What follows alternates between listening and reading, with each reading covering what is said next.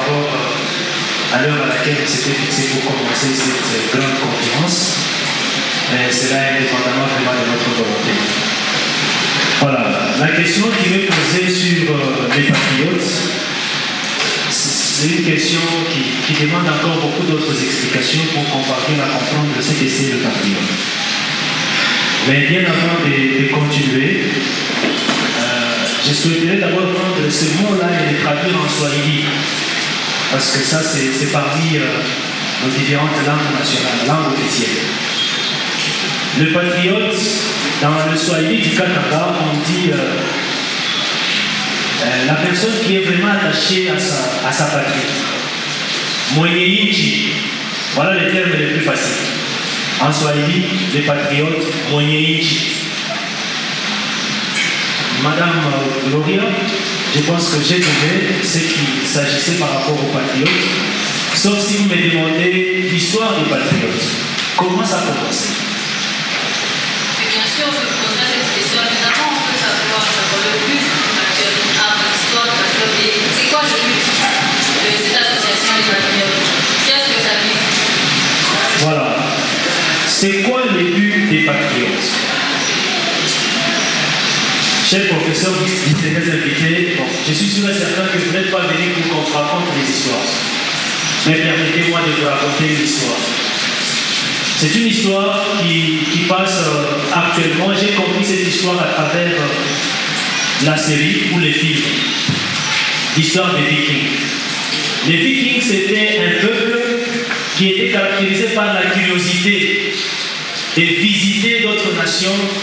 En visitant les nations, ces Vikings étaient caractérisés par voler, piller.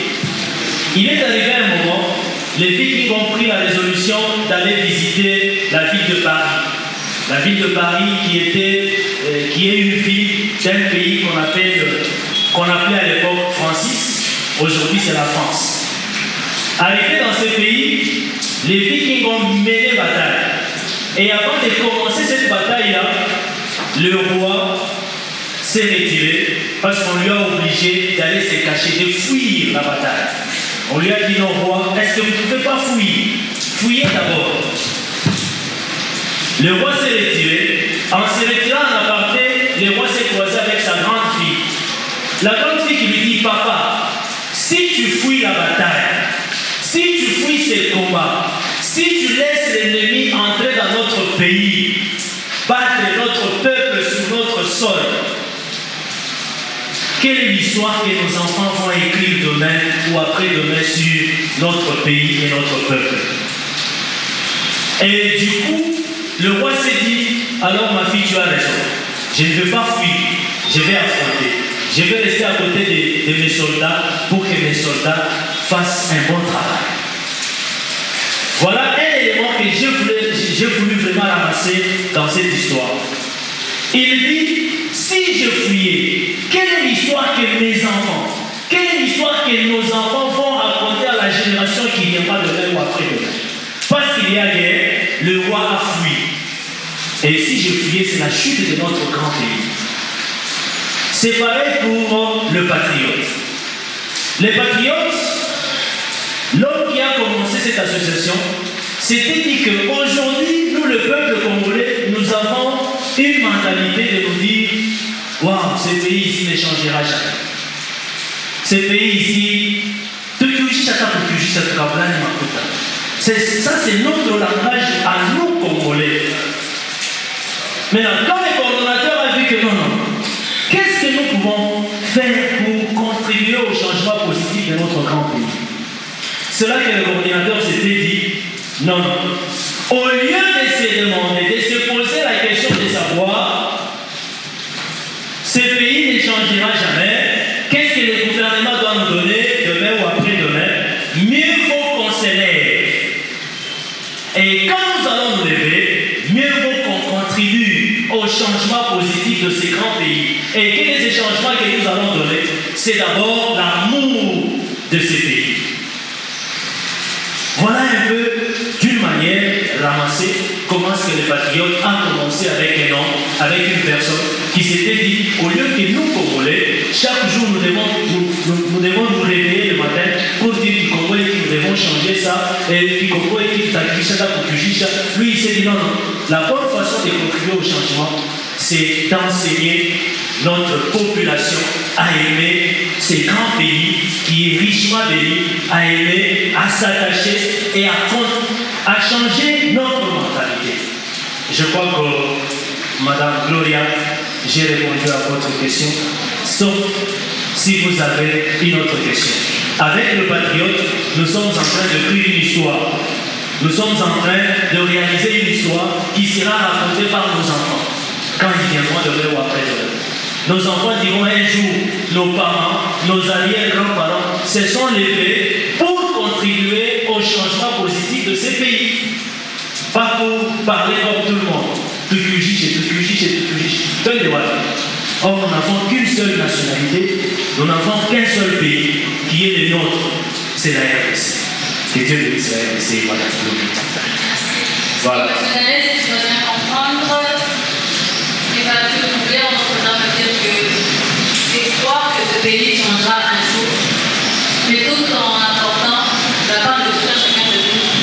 Voilà, moi je crois certainement que ce pays va changer. Ce pays ne va pas changer avec quelqu'un d'autre, c'est avec nous qui sommes ici, c'est avec vous que nous changerons ce pays.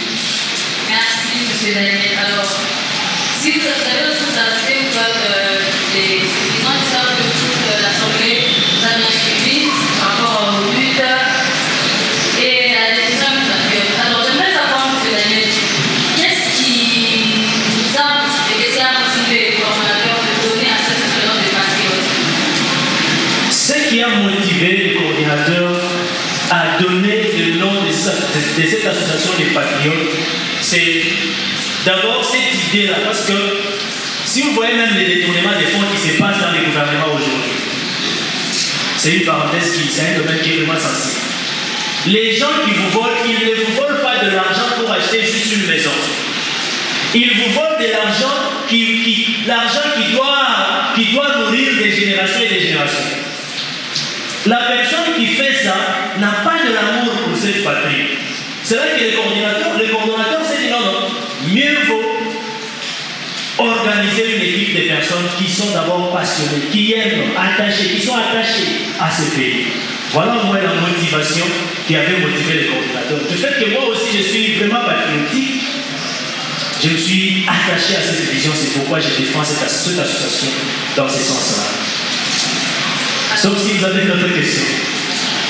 Alors moi j'aimerais juste que vous nous invitiez en quelques lignes seulement. Oui. Le Patriote en général. En quelques lignes seulement. Ça me permet que tous, lorsque nous rentrons ici, que nous sachions c'est quoi les Patriotes? Les Patriotes, c'est une association des intellectuels, des non-intellectuels, des politiciens, des non-politiciens, des personnes, mais ces personnes-là qui sont plus attachées, qui ont de l'amour pour ce pays. Les personnes-là qui sont capables de s'élever, de dire oui là où il s'agira de dire oui, et de dire non là où il s'agira de dire non. C'est nous qui sommes ici, nous les Patriotes. D'abord, M. Daniel, merci beaucoup, parce que j'ai une autre question. On peut évoluer maintenant. Voilà, merci. Je crois que, vu qu'il faut évoluer, nous les Patriotes, nous avons une chanson qui nous accompagne. Je souhaite qu'on chante ensemble cette chanson-là. La chanson qui fait de nous les vrais Congolais. Et je souhaite assez que, sincèrement, en toute humilité, que nous puissions tous nous lever pour chanter cette chanson-là. Nous tous, nous la connaissons. C'est la chanson qui nous attache à notre pays. C'est la chanson qui fait de nous ce que nous sommes aujourd'hui, le vrai Congolais. Cette chanson s'appelle l'hymne national.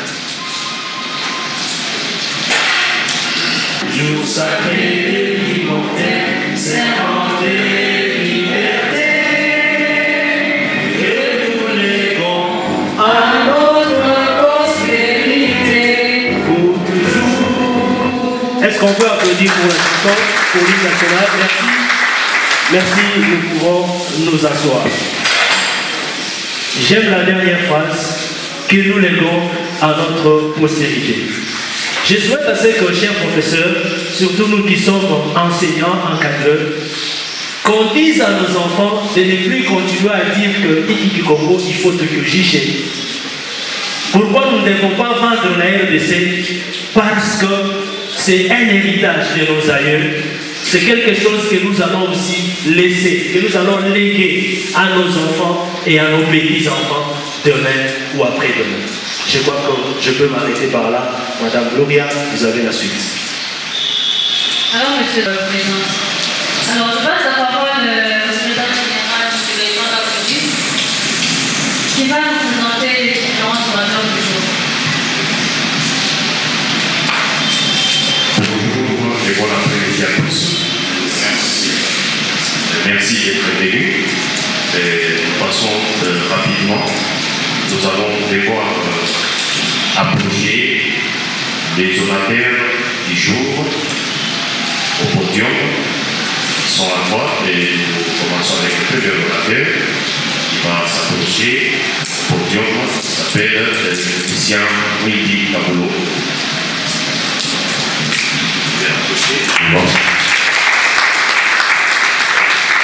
Le second orateur s'appelle Iris Seketi.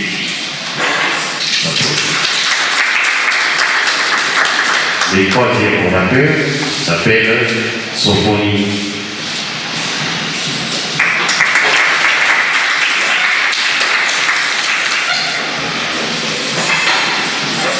Alors, lui, c'est Sophonie Pouy.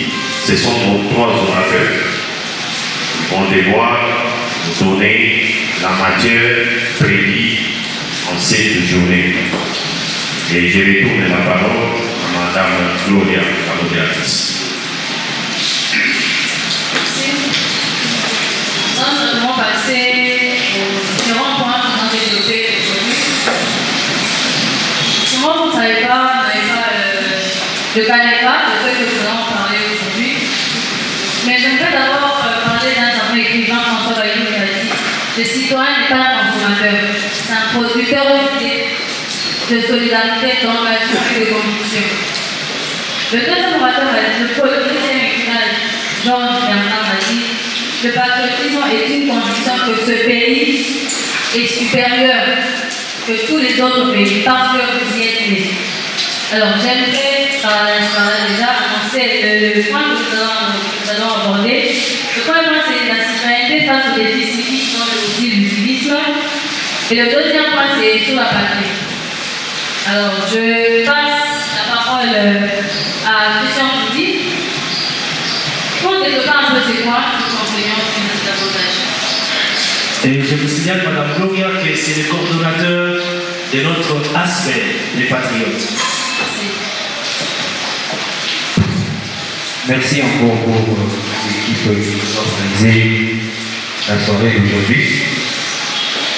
Très chers frères et sœurs, nos invités à votre qualité, bonjour. Nous sommes encore contents de vous voir aujourd'hui pour échanger autour de ces sujets qui, pour moi, il est vraiment noble. Il s'agit de la citoyenneté face aux défis civiques. De prime abord, je voudrais commencer par définir ou donner le sens de chaque terme qui constitue au moins notre sujet. Et par là, je voudrais d'abord aborder la citoyenneté. Pour la citoyenneté, on a essayé de consulter différents documents, notamment qui se trouvent en ligne. Et par là, nous avons pris Wikipédia qui nous dit la citoyenneté est faite pour un individu, pour une famille ou pour un groupe d'être reconnu officiellement comme citoyen. C'est-à-dire comme membre du pays, comme membre d'un pays. C'est-à-dire un actif, parce que la notion du citoyen nous envoie de droit à comprendre que nous sommes en train de parler d'un fils natif d'un pays. La Rousse aussi va essayer de nous donner le sens de la citoyenneté. Mais la Rousse va essayer d'aborder cela dans le sens de nous dire que la citoyenneté est une situation créée par la pleine reconnaissance aux personnes de leur statut de citoyen. C'est que nous sommes en train de l'écouter toujours autour d'un terme qui parle de l'appartenance à Dieu.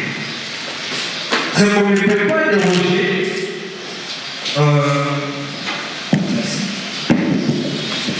on ne peut pas déroger de la citoyenneté, ou on ne peut pas soustraire de la citoyenneté le sens d'appartenance à un pays.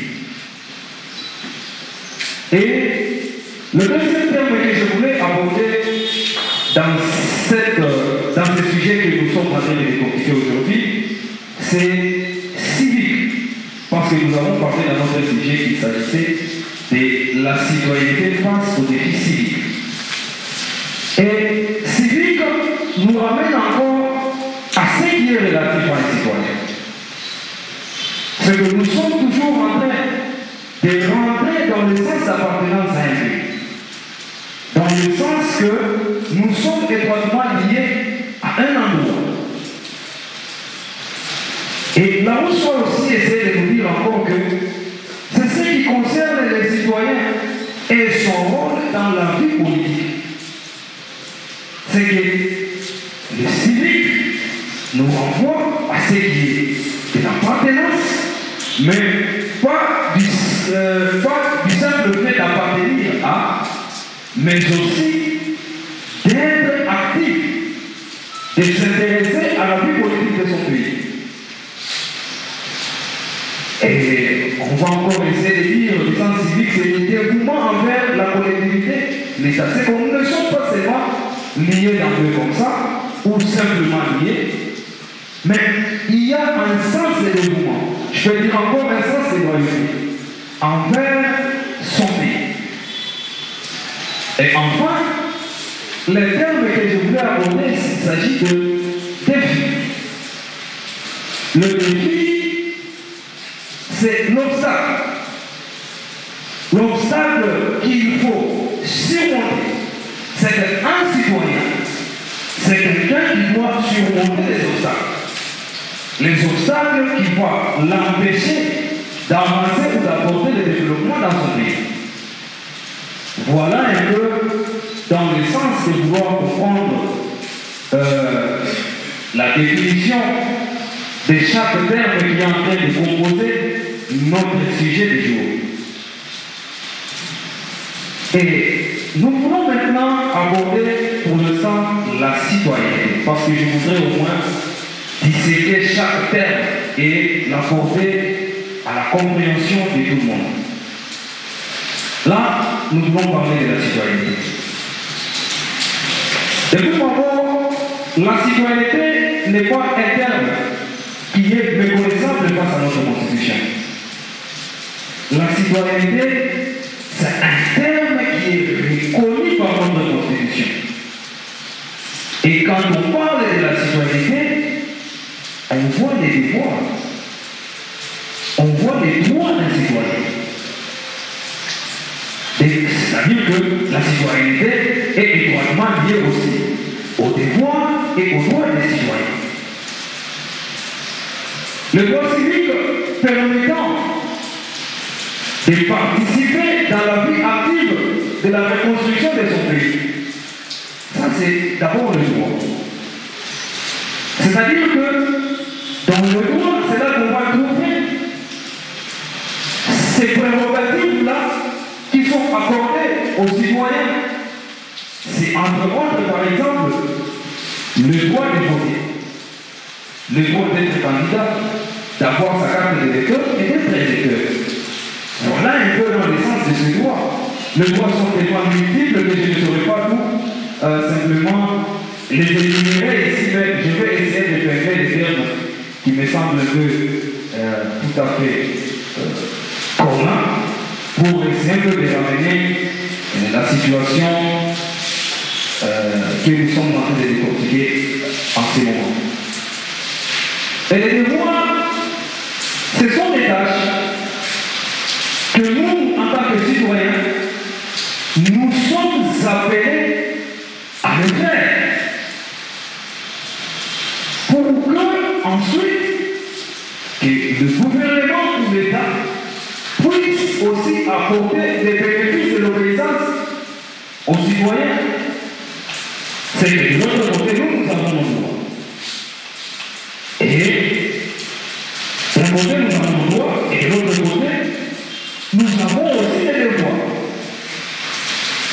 C'est là que nous allons dire que la citoyenneté définit l'ensemble des droits et des devoirs qui sont tout à fait réciproques. C'est que le citoyen accomplit légitimement son devoir et en retour, il nous reçoit ce que l'État doit faire aussi pour nous. Maintenant, dire simplement des droits et des devoirs, ce n'est pas encore suffisant. Mais il est aussi question pour nous de comprendre c'est quoi le but de la citoyenneté en question. On va nous dire ici que par la citoyenneté est donc entendu la participation politique d'un individu à la société et à son organisation. Je vois encore un terme qui est toujours en train de revenir quand on cite la citoyenneté. Le terme politique, c'est-à-dire qu'un citoyen s'intéresse étroitement, il s'intéresse à tout ce qui est comme vie politique dans son pays. Il ne peut pas mettre la vie politique en dehors de sa réflexion. Il est là et il suit à la lettre tout ce qui se passe en politique. Parce que nous venons de dire, finalement, qu'il peut aussi être comme candidat. Il peut être lecteur et il peut aussi disposer de prérogatives. Ces prérogatives sont puisées de l'activité politique qui est exercée dans notre pays. Et c'est en faisant ces choses que nous pouvons nous dire vraiment que nous sommes des vrais citoyens en observant ces activités auxquelles le citoyen est étroitement lié. Nous prenons le deuxième terme qui constitue notre sujet. Il s'agit du défi civique. En parlant du défi, nous avons dit que les défis, ce sont les obstacles qu'un citoyen est appelé à surmonter. Et par là, ceci veut dire que d'un côté, nous avons un citoyen, de l'autre côté, nous avons la citoyenneté, et au centre, nous avons les défis. Or, pour ce qui est maintenant des défis, la citoyenneté émerge dans trois dimensions, dans trois sphères. Il s'agit notamment du sphère politique, il s'agit du sphère économique et il s'agit du sphère sociale. Non seulement dans ces trois sphères, mais il est aussi en train d'évoluer dans les sphères constitutionnelles et il est aussi en train d'évoluer dans les sphères juridiques. Voilà un peu les sphères dans lesquelles nous, en tant que citoyens, nous sommes appelés à œuvrer. Maintenant, nous sommes en train de tourner autour d'un mot qui nous semble revenir à chaque moment. Il s'agit d'un terme qui est tout à fait politique, parce que le terme politique, il est aussi en train de se faire vivre dans les enjeux. On vous cite les activités des partis politiques, on vous cite les activités des associations. Chacun dans son domaine, il est en train d'essayer de vouloir changer la donne. Mais faut-il parler de la politique tout en ignorant l'éthique qui accompagne cette activité? nous nous sommes dit que non, nous ne devons pas essayer de parler des choses sans pourtant connaître la quintessence de ces choses-là. Puisqu'il s'agit de sphères politiques que nous sommes en train de disséquer, nous devons savoir que cette sphère, il est tellement clé pour l'évolution du pays. Bien sûr, parmi nous, il y a ceux-là qui font du management, ceux-là qui sont plus dans l'entrepreneuriat, ils peuvent nous dire que l'entrepreneuriat est un domaine de développement, ça on ne peut pas refuser. Mais si les enjeux politiques sont tout à fait, je dirais, imperméables à ce que vous puissiez exercer vos activités, vous n'allez pas évoluer dans ces domaines-là. Or, les enjeux politiques définissent ce que c'est la vie d'un pays. Aujourd'hui, nous sommes en train de nous trouver face à une situation réelle. Par exemple, la démonétisation du franc congolais face au dollar américain. Pourquoi? Parce qu'il y a une politique qui a échoué quelque part.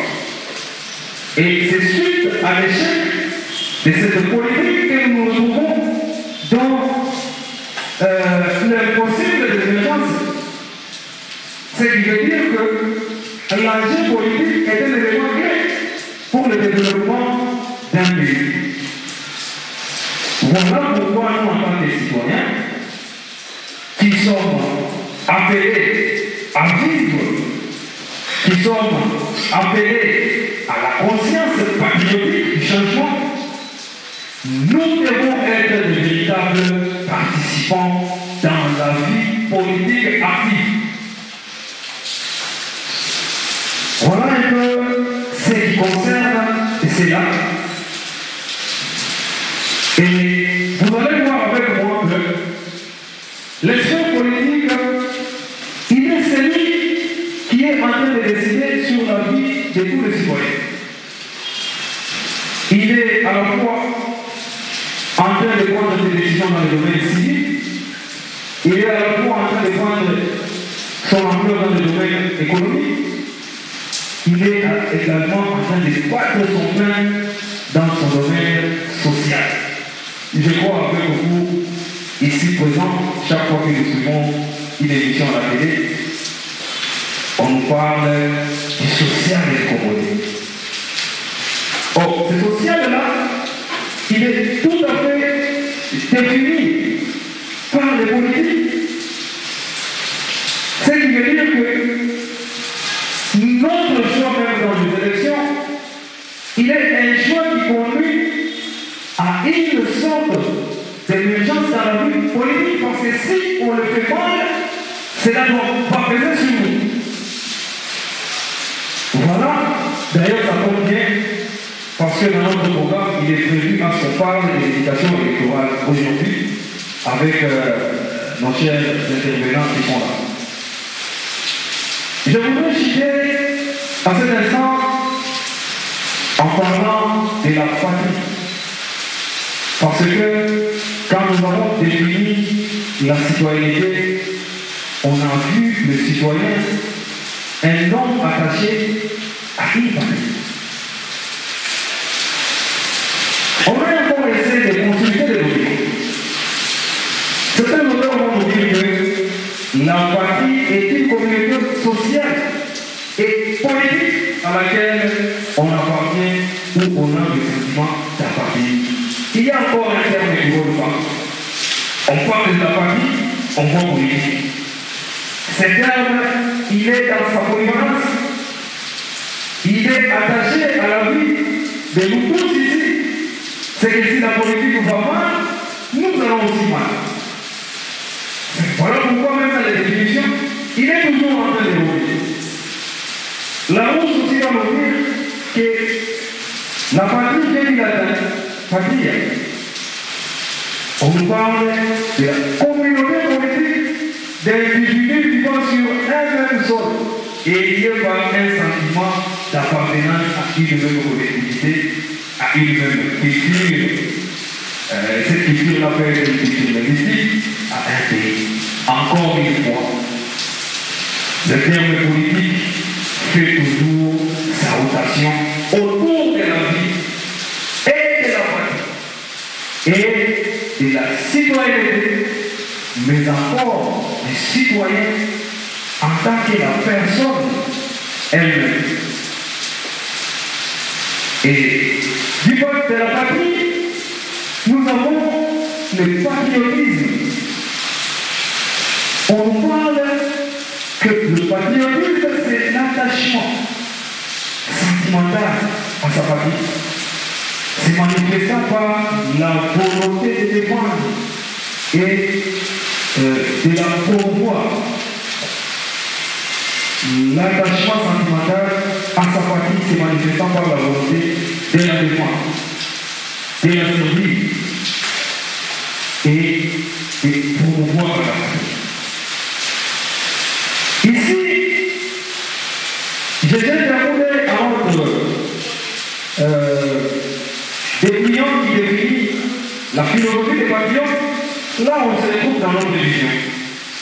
Parce que nous sommes dit que dans notre vision, nous dirons de réaliser les Congos en transmettant des valeurs patriotiques à tous les Congolais, en nous prenant nous-mêmes en charge afin de faire voir au monde que nous avons un seul pays, la République démocratique du Congo. Ça, c'est une démonstration d'appartenance. C'est une démonstration qui va dans le sens où nous disons nous sommes liés à ce pays. Ce qui est difficile pour nous de nous détacher parce que c'est l'unique bien que nous avons. C'est que pour moi, c'est moi qui nous appartient. C'est que nous sommes en train de créer dans le sens de promouvoir la nation. Voilà pourquoi nous avons voulu appeler notre ASDEL, notre association participative, de patriotes. Maintenant, nous voulons comprendre quelles sont les caractéristiques de la patrie. La patrie a aussi ses caractéristiques. On dit que la patrie, c'est la terre des ancêtres. Les pays d'où l'on est originaire et le pays, la terre qui nous est chère. La notion, encore une fois, de la communauté politique à laquelle on appartient, c'est ça encore une caractéristique de la terre des ancêtres, les pays d'où l'on est originaire.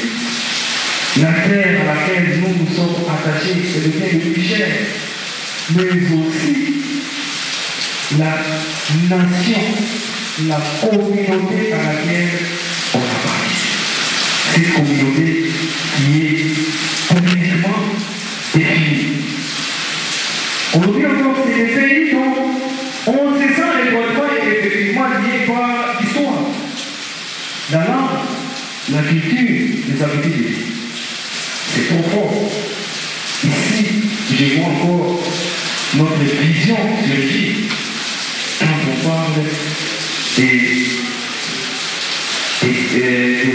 nous n'avons pensé la République de Congo. Ça veut dire que c'est le seul endroit, c'est cette terre à laquelle nous partageons notre histoire. C'est notre bien le plus cher. Maintenant, il y a une autre question que l'on peut se poser. C'est que, quelle est l'importance de la patrie? On dit, la patrie assure à l'individu les conditions indispensables à son développement intellectuel, moral, social et économique. C'est pourquoi, à cette déclaration qui vient nous apporter l'essence du développement intellectuel, mais aussi moral, social et économique, ici, nous devons sérieusement tirer notre attention. C'est pourquoi nous devons reconnaître d'abord que nous avons reçu de cette famille. Parce que là, on nous dit que nous partageons une histoire avec. C'est qu'on ne peut pas déroger de cette appartenance. Nous sommes liés et liés pour de bon à cette histoire. Bien que certains peuvent s'aventurer de se dire, bon, on change de nationalité, aujourd'hui on devient belge. Mais cela ne peut pas être quelque chose qui peut vous éloigner de l'appartenance à cette famille. Voilà. À ce niveau ici, moi je veux dire, nous avons les devoirs de taire nos dirigeants, surtout politiques. Des discours tels que Rival, des discours qui nous envoient dans le népotisme, des discours qui nous envoient à la division, parce que nous n'avons qu'un seul pays qui est la République démocratique du Congo. Sans avoir envie de monopoliser la parole, mes chers frères et sœurs, chers patriotes, nous avons compris avec vous en quelques lignes le développement de la citoyenneté face aux défis civiques. Nous avons. Merci, on applaudit tous les coordinateurs. Avec beaucoup d'attention, j'ai suivi l'exposé du coordinateur. Avant que je passe la parole à Madame Gloria, pour que je donne encore la parole aux deuxième intervenants. Moi, j'ai retenu deux choses qui m'intéressent dans tout ce que le coordinateur a dit. La première des choses, j'ai compris qu'un citoyen a les droits et les devoirs envers sa patrie. Les droits, c'est ce que le citoyen doit recevoir de sa patrie. Les devoirs, c'est ce que le citoyen doit à sa patrie. Si j'étais à l'église, j'allais dire Alléluia. Juste pour nous dire que nous ne pouvons pas croiser les bras pour attendre seulement quelque chose venant de l'État congolais au moment que nous ne donnons rien à ces pays, nous ne faisons rien pour contribuer au changement. La question que nous devons tous nous poser, c'est que qu'est-ce que toi tu fais pour contribuer au changement de notre grand pays? Qu'est-ce que tu fais dans ton quartier? Il y a d'autres choses que toi tu peux faire, mais tu attends seulement que le gouvernement vienne le faire. J'ai entendu quelqu'un dire, c'est comme en blaguant, mais c'est intéressant. Il a dit, il va dire, il y a une machine à vie, le gouvernement, il faut y donner écho. Donc, la cause de Pilaya, ouais, il faut aller de Pilaya, il faut attendre le gouvernement. Non. Pose-toi la question, qu'est-ce que tu as donné au gouvernement congolais, à ces pays, pour que ces pays aussi te donnent quelque chose? Là, c'est le premier élément. Les deuxième élément que j'ai retenu, c'est que le Congo a dit, si la politique va mal dans ce pays, les citoyens aussi ira mal. Si la politique va mal, la RDC va mal. Juste pour nous faire voir que nous qui avons l'habitude de dire que ces pays peuvent nous juger. À la main, pas de ta juger, j'allais dire que ta femme sera l'esclave de celui qui aura acheté ces pays. Tes enfants seront les esclaves de celui qui aura acheté ces pays.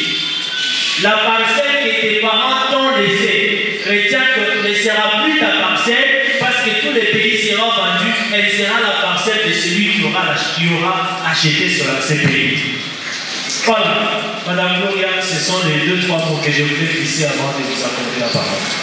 Merci, Monsieur Daniel. Merci. Avant de passer au deuxième intervenant, j'aimerais expliquer que vous avez le droit à poser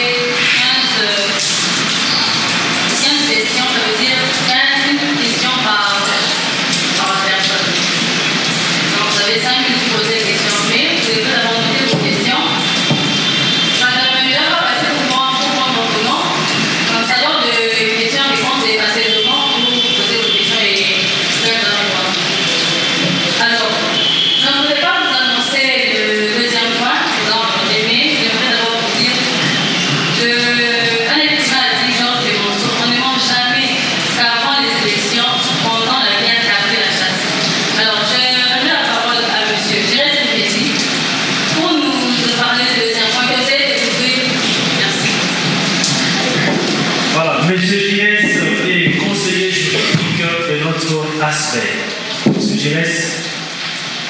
haïtien pour le verbe raconter. Si c'était à la base, j'aurais pu dire aussi comme Cicéron et les autres, au tempora omores. Mais il n'est pas tard de dire quand même ou de l'interpréter. Quel temps, quelle époque. Aujourd'hui, nous sommes face à une certaine difficulté avec la jeunesse, avec les citoyens congolais. Le Congo, dont nous appelons, est un État, parce que sur le plan juridique, on ne voudrait pas l'appeler pays, par le simple fait qu'on n'aura pas une définition octroyée. Mais c'est un État, parce qu'il y a une définition observée. C'est une personne morale de droit public qui a le droit, mais également les obligations. Dans un État, effectivement, il y a des conditionnalités à remplir. On va vous parler de la population, on va vous parler de la souveraineté et consorts. Je voulais juste prendre un mot dans les éléments essentiels qui composent un État. C'est la population. La population est constituée des nationaux et des étrangers. Également dans la population, parmi les nationaux, c'est là que nous trouvons qu'il y a des citoyens, entre guillemets, il y a aussi des patriotes. Mais à nous, parce que nous sommes dans un État, nous avons des droits en tant que citoyens, en tant que patriotes, nous avons des droits et des obligations également. Face à l'État, quels sont nos droits et quelles sont nos obligations? Face à ces droits, il y a également une responsabilité.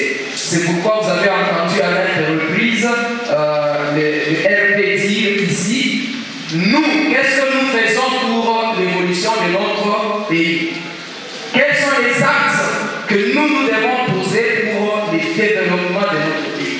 Ça veut dire que nous avons également une certaine responsabilité sur l'évolution de notre État.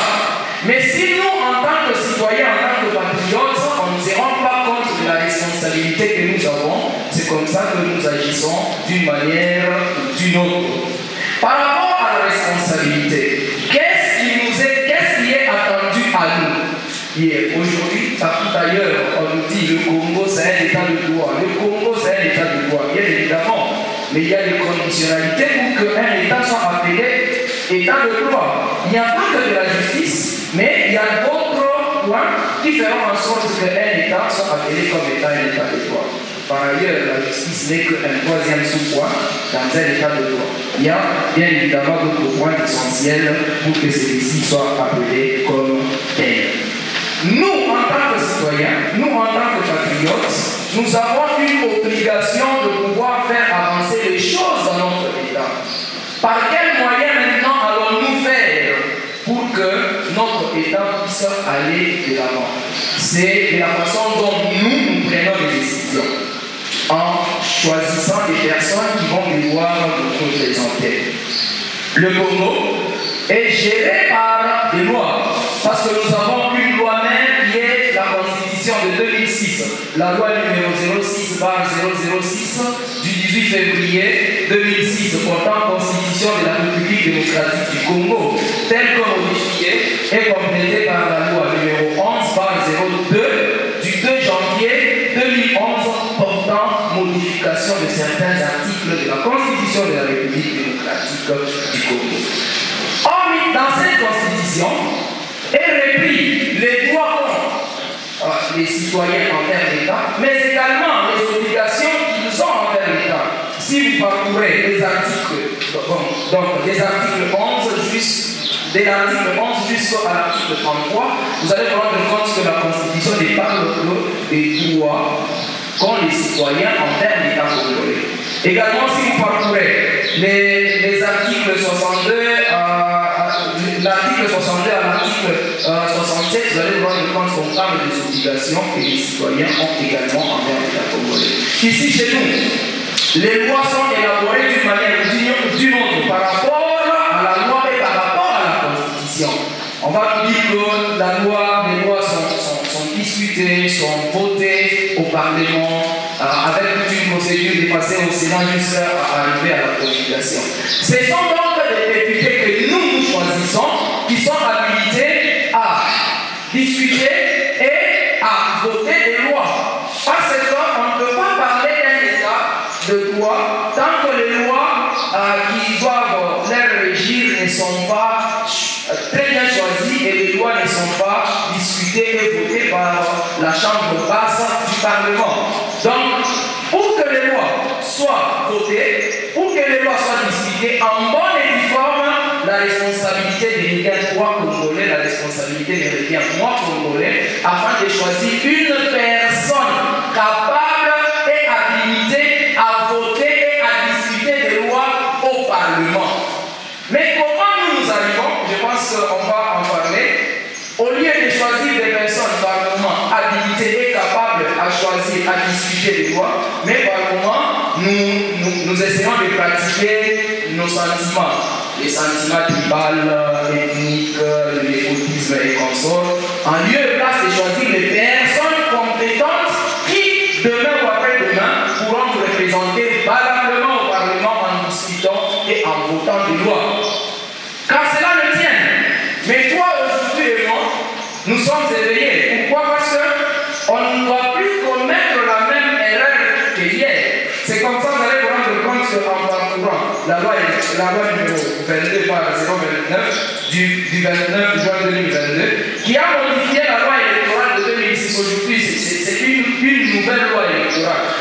Lorsque vous essayez d'analyser par rapport au préambule, vous allez vous rendre compte qu'il y a de certaines erreurs qui ont été commises en 2018 et en 2006 que nous et vous ne sommes pas habilités à les commettre parce que demain ou après-demain, nous allons répondre par rapport aux actes que nous allons poser aujourd'hui. Donc nous, c'est nous qui allons choisir les personnes qui vont nous représenter, c'est nous qui allons choisir les meilleures lois. Parce que lorsqu'on ne choisit pas une personne capable de voter ou de discuter une loi, comme a dit Montesquieu, une bonne loi est celle qui tient compte de l'environnement et des réalités de la population qu'elle gère. Mais aujourd'hui, ce n'est pas le cas. La plupart des lois que nous avons, ce sont des lois empruntées. Pourquoi ce sont des lois empruntées? Parce que les personnes que nous choisissons avec nous ne sont pas habilitées ou ne sont pas capables de voter et de discuter une loi. Comment ils vont faire? Pour sauvegarder leur poste de consort, ils vont nous emprunter les lois ailleurs et ils viennent nous les imposer ici chez nous. Bon, aujourd'hui, je pense que nous allons prendre une décision. Au sortir de cette salle, on va se dire, donc les députés ont notre mandat. Alors cette fois-ci, pour agir en tant que vrai Congolais, je dois tenir compte de certains paramètres. Il ne faudrait pas que demain ou après-demain, et je continue encore à pleurnicher. Comme un écrivain a dit, si vous ne vous occupez pas de la politique s'occupera de vous. Nous également aujourd'hui, il ne faudrait pas que la politique s'occupe de nous avant que nous nous occupions de la politique. Donc on va essayer de poser des actes en tant que des vrais citoyens congolais. Alors, toi et moi, demain ou après-demain, parce que nous sommes pendant une année électorale. Nous sommes pendant la phase préélectorale, c'est la phase d'enrôlement. Je pense que chacun d'entre nous ici est venu de sa carte. S'il est encore dans le temps, si tu n'en as pas, et après aujourd'hui ou demain, ou le lundi, ou le mardi, de faire un peu vite pour aller déjà avoir une carte et poser un acte lors du moment venu des élections. Toi électeur et moi électeur, nous devons d'abord nous situer. Qui est un électeur? Un électeur, c'est qui? Parce que toi, tu t'appelles aujourd'hui électeur, moi aussi demain, je vais m'appeler électeur. C'est qui un électeur? Nous allons justement savoir qu'un électeur, c'est toute personne physique qui a le droit de vote. J'insiste sur le mot physique, parce que c'est une personne en droit, et ne pas dire seulement une personne physique. Il y a également des personnes morales. Voilà. Des droits privés, cette fois-ci, il y en a. Mais ici, on parle d'une personne physique. Toute personne physique qui a le droit de vote, qui a le droit de participer à une élection. Ça veut dire également, c'est une personne physique qui a la capacité électorale. Nous devons nous dire que voter est un droit. Oui, c'est notre droit. Nous avons le droit de choisir des personnes habilitées, des personnes compétentes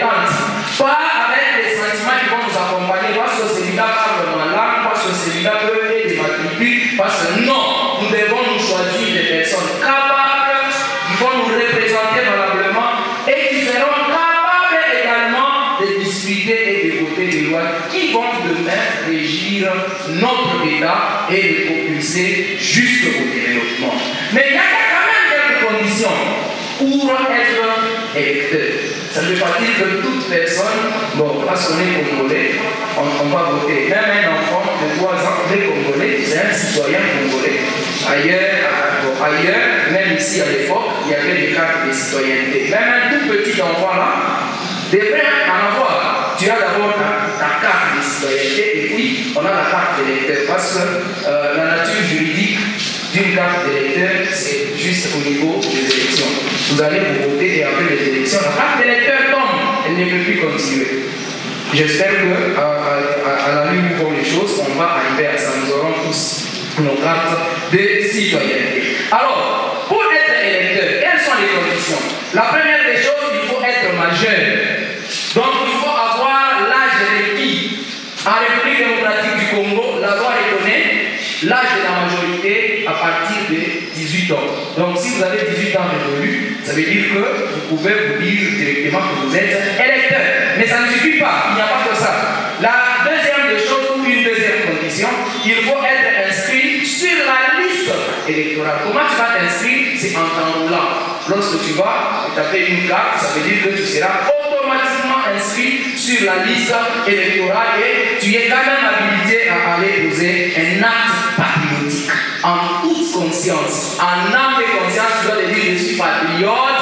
Ce n'est pas parce qu'on m'a donné de l'argent que je vais voter, ce n'est pas parce qu'on m'a corrompu avec un polo, mais parce que tu es conscient de ce que tu veux faire et tu ne veux pas vilipender ton État. Une autre condition, c'est jouir de la plénitude de ses droits civils et politiques. On doit aussi avoir un casier judiciaire vide, entre guillemets. Ailleurs, même ici chez nous, le même terme existe. On parle non seulement des électeurs, mais on parle également des grands électeurs. Ailleurs, les grands électeurs, leurs voix sont tellement pondérantes. Lorsque celui-ci vote, ça veut dire sa voix peut coûter 1000 voix pour moi, entre guillemets. Mais ici chez nous également, on va quand même essayer d'utiliser le terme grand électeur. Qui sont les grands électeurs? Premièrement, nous avons le collège électoral formé des députés, des conseillers généraux, des délégués, des conseillers municipaux. Je sais, dans la salle, il y a quand même des juristes qui vont chercher à opposer l'article 12 et l'article 11 et 12 de la Constitution précitée pour me dire mais comment on va catégoriser pour dire non, il y a des électeurs et des grands électeurs au moment où la Constitution en son article 11 et à l'article 12 nous dit tous nous sommes nés égaux devant la loi. Tous nous sommes égaux devant la loi. On est nés égaux en dignité et en droit et consort. Oui, certainement, parce que c'est en termes de pondération et un État n'est pas seulement régi par des lois, mais il y a des normes juridiques, il y a une hiérarchisation. On va vous parler des normes internationales, on va vous parler de la Constitution, on va vous parler des lois ordinaires et consorts, on va vous parler également des règlements et consorts. Ça veut dire qu'il y a un point qui a essayé de soulever. Il y a une loi, un règlement, une loi qui a soulevé ces points, raison pour laquelle nous également, nous allons en parler. Mais nous allons élire qui?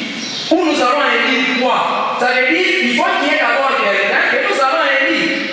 Bon, personnellement, si vous vous attendez que je vous dise la personne que vous allez élire, vous allez sortir de cette salle en étant déçu. Parce que c'est à travers vous, la tête que vous avez, à travers les considérations patriotiques que vous avez envers votre État, envers également les projets ou les plans de chaque candidat.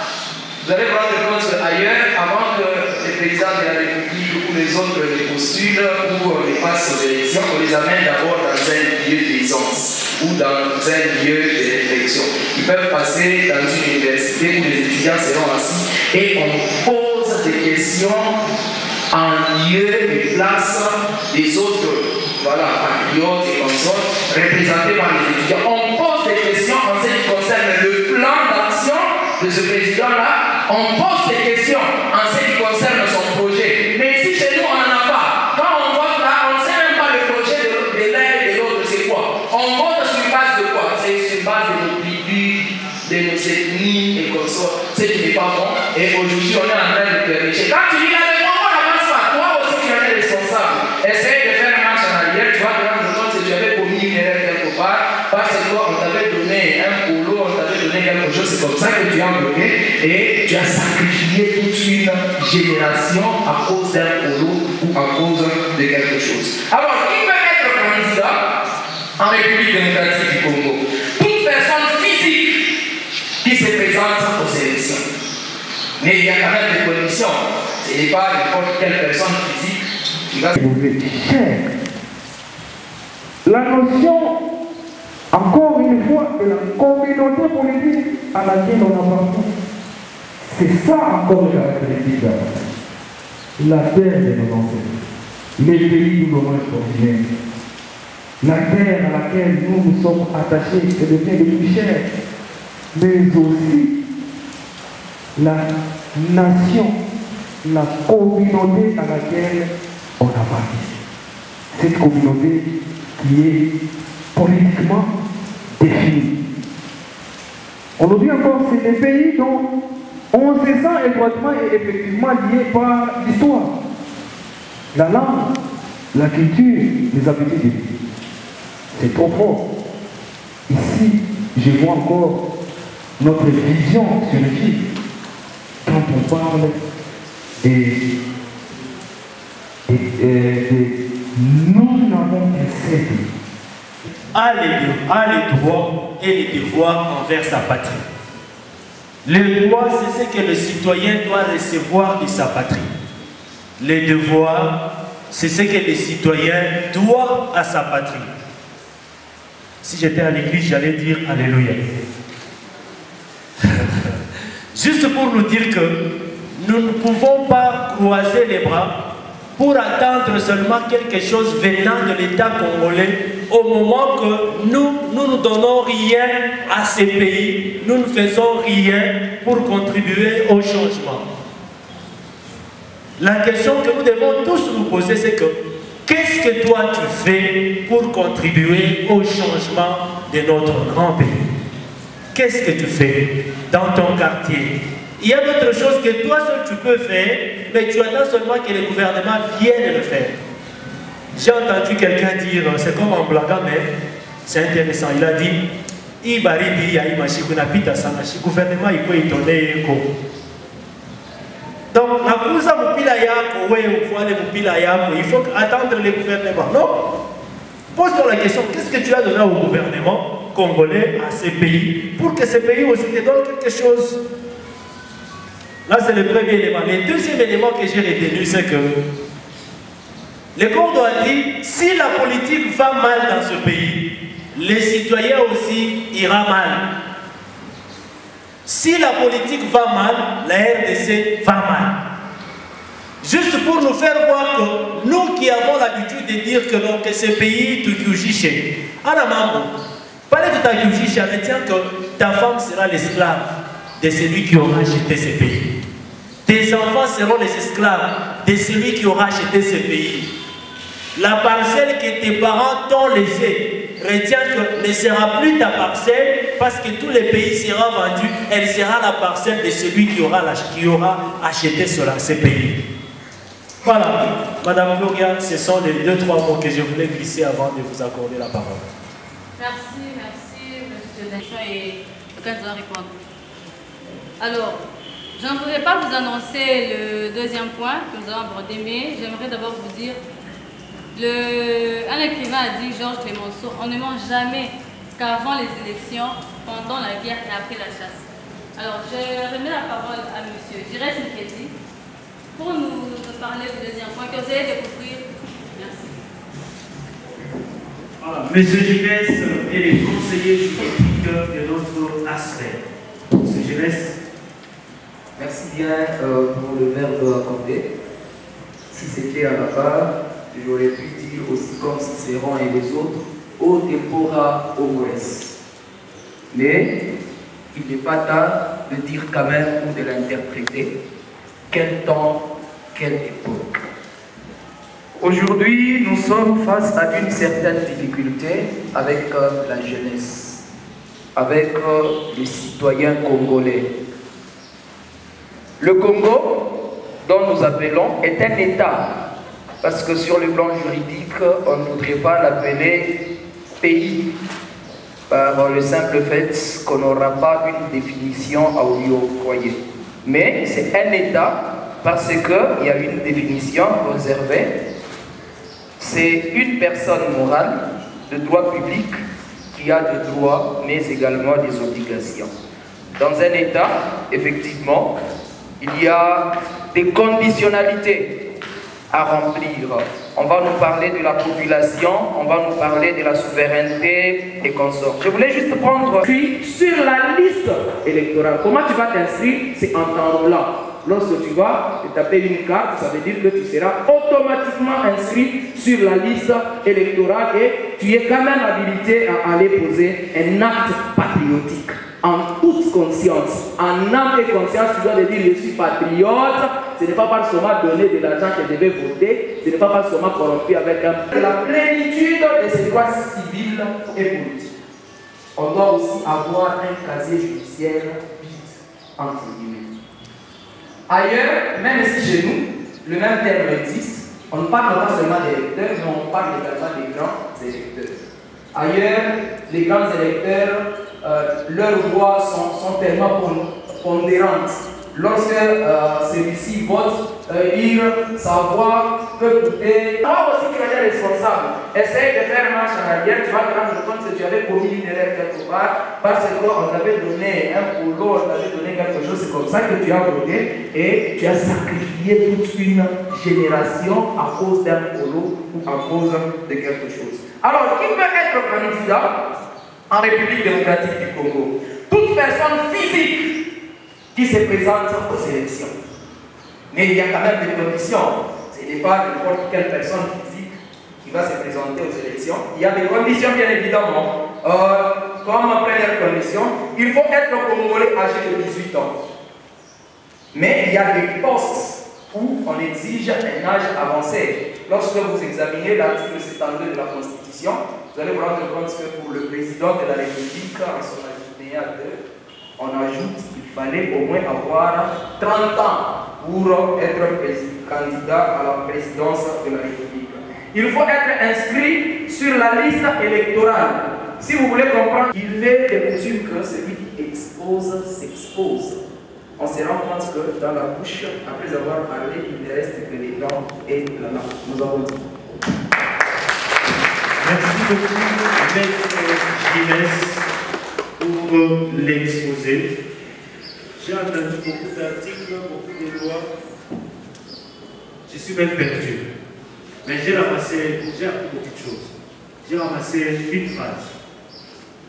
C'est de notre responsabilité d'aller voter les personnes, pas par sentiment, pas parce que vous avez grandi ensemble avec lui dans le même quartier, pas parce qu'il était ton ami pour jouer avec lui au football.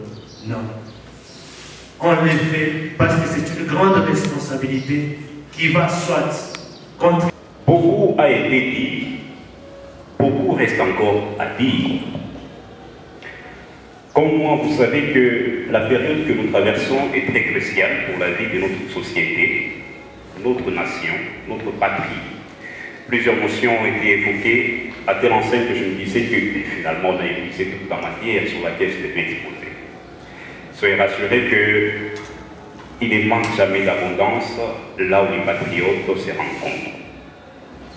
On est dans une période préélectorale qui nous amène tout droit vers des échéances électorales, des périodes décisives où nous allons nous dire à qui confier le destin de notre pays, qui va décider en premier sur ce que doit devenir notre patrie, notre nation. Pour cela, il y a des notions préalables. Il y a plusieurs préalables qui nécessitent d'être observés et sur lesquels il s'avère impérieux de s'atteler pour que demain ou après-demain, nous ne nous retrouvions pas dans la même situation où nous sommes. Mon exposé va porter sur un point, peut-être 2 ou même 3. Le premier point que je vais aborder avec vous, c'est celui qui se rapporte aux 10 commandements pour une élection responsable. Le deuxième point, merci.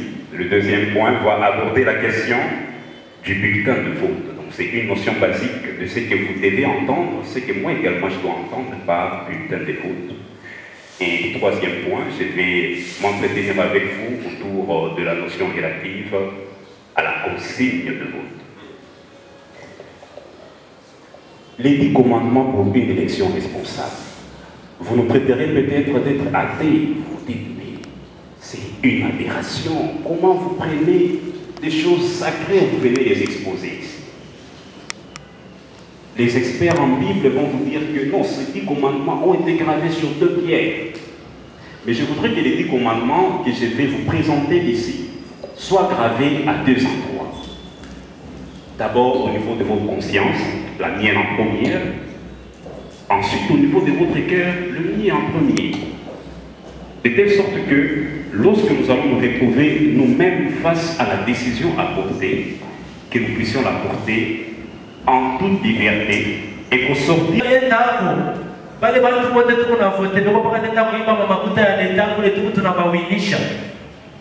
J'ai entendu ça, j'ai dit à la maman, maman, pardon. Oui, de venir au Kajarolé. Ah, papa, au Kajarolé, tu as dit, et vous le Kumaroulma, et moi c'est Kumaroulma. Le Kumaroulma, il y a une biche qui vient d'accord. Je tout le monde pour voter, vous prenez ta qui va m'écouter. J'ai dit non, maman, pardon. Oui, de tout au Kajarolé, pour avoir d'abord ta carte. Et ensuite, lorsqu'il s'agira des élections, choisis la personne qui mérite être choisie. Vous le dites dans la c'est ma ouïou, tu as l'instaïl que vous votez. Voilà la raison de ces 10 commandements pour les élections responsables. Encore une fois, je dis merci au maître Sophonie. J'ai remis le micro à Madame Gloria pour inviter les personnes qui ont des questions-réponses. Voilà. Merci, M. Daniel. Merci aux 3 intervenants. Dieu donnez-moi pour l'équipe de gestion qu'on va tenir cette conférence sociale. Le micro est là, vous nous donnez le micro.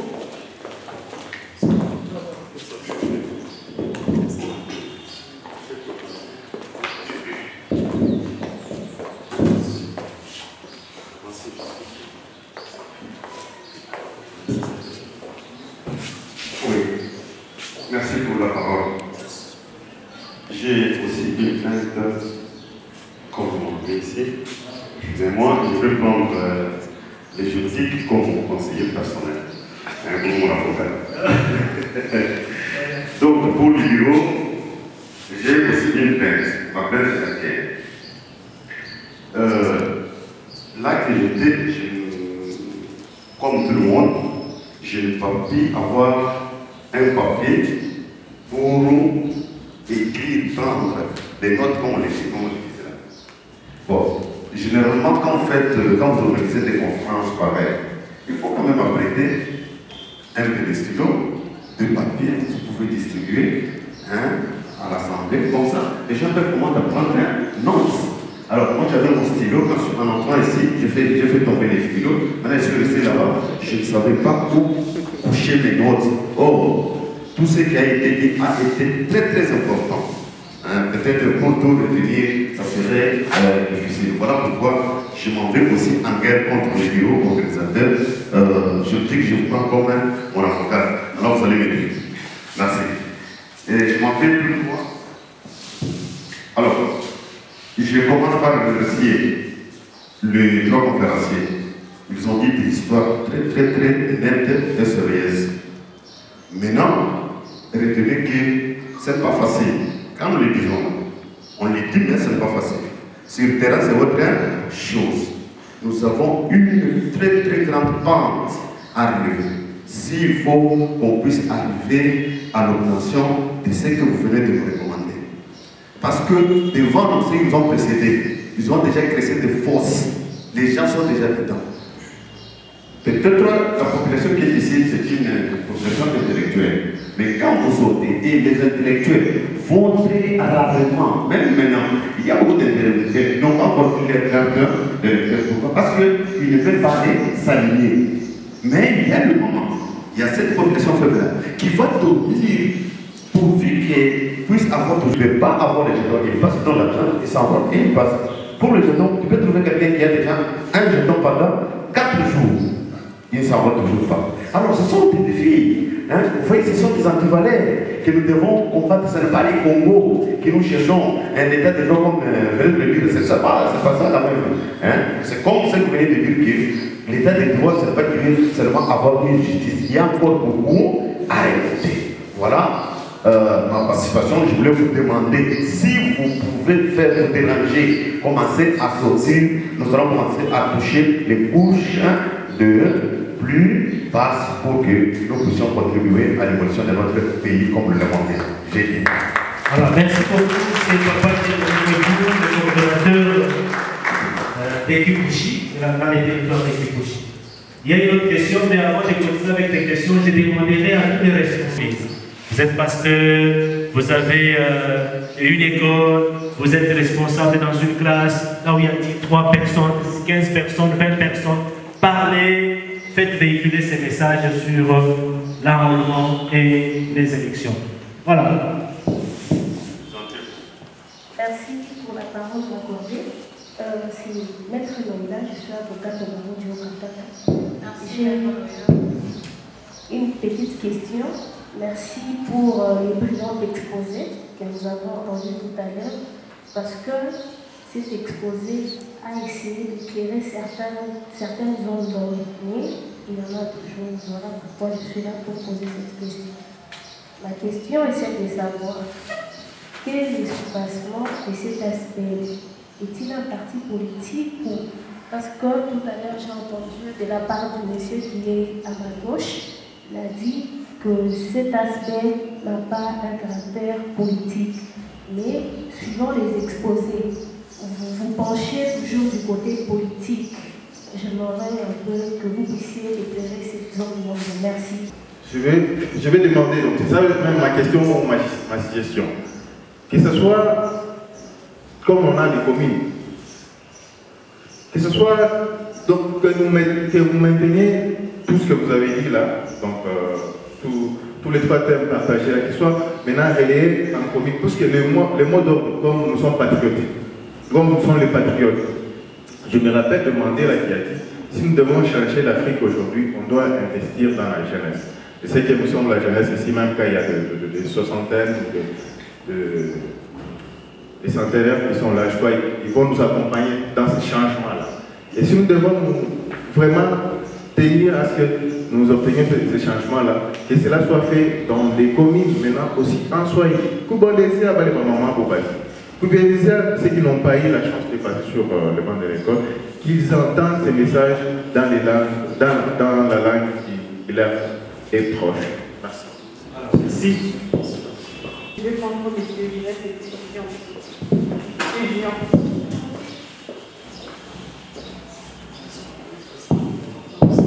Donc c'est bien qu'il s'agit des questions à poser, des questions, des remarques et autres. Je vais nous voir en police pour ça. Merci beaucoup. Bonsoir à tous. Bonsoir. Je me nomme M. Junior. Eh bien, c'est une question en fait. Avant de lancer à la question, je vais même faire à cette question. Je ne sais pas si vous êtes aussi devant la police. La suggestion que j'avais en fait, c'est vu notre patriote vient de le signaler. Si c'est évident que cela puisse aussi se passer à la télé, parce que je pense que si nous passons dans les communes, c'est bien propre. Mais ce n'est pas tout le monde qui pourra peut-être descendre à la commune et nous écouter. Si c'est ce que nous voulons transmettre ces valeurs. J'ai senti de la chair de poule à mon nez pendant que notre patriote était en train de dire quels sont les devoirs, quelles sont les exigences par lesquelles nous devons nous appuyer pendant que nous allons commencer à faire nos votes. Il est évident que nous sommes dans l'ignorance. Moi, je suis parti aux élections, aux enrôlements. Je vais m'enrôler parce que j'ai besoin de cette pièce-là pour faire la garantie pour moi de ce qu'il est. Mais je vais m'enrôler pour ne pas voter. C'est peut-être vrai que cette conscience aussi va résider parmi les gens qui sont dans cette ingénierie que nous puissions changer cette position. Parce que nous savons que voter, c'est exhiber un candidat qui va peut-être nous défendre après, comme l'a dit monsieur le coordonnateur, que ce sont les gens qui vont nous représenter. Si vous vous êtes enrôlé, alors veuillez aussi voter la personne que vous pensez. La question serait de savoir quelle est l'attitude prendre face à ces patriotes qui pensent que nous avons eu des gens que nous avons fait avancer devant, qui n'ont pas pu faire les choses. Et aujourd'hui, qu'ils pensent qu'ils peuvent bien faire les choses, parce que j'ai entendu dire que les gouvernements de ces nouvelles journées qui vont suivre doivent être organisés par des jeunes. Quelle est la tendance que les patriotes prendront face à cette fléau?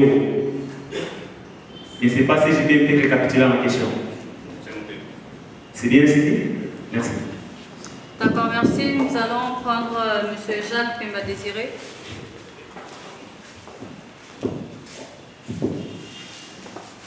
Merci beaucoup pour la parole. C'est M. Jacques Pemba-Désiré. Ma question est celle-ci, bien ma préoccupation est celle-ci. En suivant nos orateurs qui viennent de nous prêcher aujourd'hui, j'ai senti vraiment qu'ils ont de la matière. Mais quelque part, je trouve que cette matière est omise à certaines personnes. Qui sont ces personnes? C'est d'abord les partis politiques. Pourquoi? C'est dans ces partis politiques où se trouvent les gens que nous allons briser. Alors, quelles sont les valeurs morales de ces partis politiques? C'est ce qui amène le pays aujourd'hui à tout ce que nous sommes en train de voir. Ma question est de savoir, cette matière, est-ce que nos amis, nos orateurs ne peuvent pas aller avec ça auprès de partis politiques? Les actions qu'on doit prendre, c'est dans des cités. Je m'appelle Bati et je suis entrepreneur. La question est beaucoup plus basée sur le plan juridique. Dans la mesure où on est sur le terrain, on est de notre droit de conscientiser les gens. On se retrouve avec cette groupe de pression qui est déjà connue ici dans la ville de Lubumbashi. Ils vont user de leur violence, de leur force, pour peut-être nous mettre à mal. Une fois qu'on nous amène peut-être à la police, on est dans cette police aussi qui est aussi dans leur cours. Donc on sera victime déjà de quelque chose.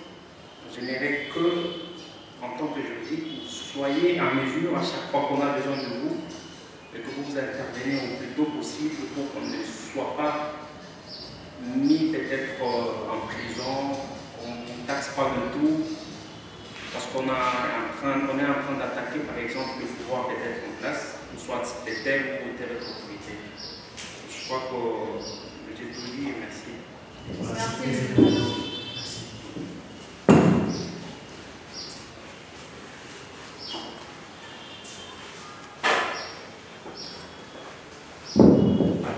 Donc, la vie d'étudiant en Polytech, en soi, merci pour m'avoir accordé la parole. J'ai été venu en retard, je m'excuse pour cela. Je ne sais pas comment les orateurs avaient commencé premièrement, mais je suis arrivé quand on présentait les personnes physiques, on nous a parlé de toutes ces éthiques. Ma question est c'est quoi les défis? Les défis d'un électeur et les défis d'un candidat. Je ne sais pas si vous avez parlé ça tantôt, mais j'aimerais que vous puissiez d'abord personnellement me parler d'un défi. Parce qu'à un certain moment, j'avais des ambitions. J'ai rêvé de la politique. Je pensais peut-être devenir candidat au municipal, je ne sais pas, devenir peut-être député avec des petites analyses que j'ai eu à faire sur le pays et des petites choses que je devais corriger. Mais j'étais limité par un problème, les défis auxquels je vais faire face. Je suis encore étudiant. Je n'ai pas peut-être les moyens possibles. Mon père n'est pas dans la politique, il n'est pas ministre, il n'est pas dans tout. Ma question est basée sur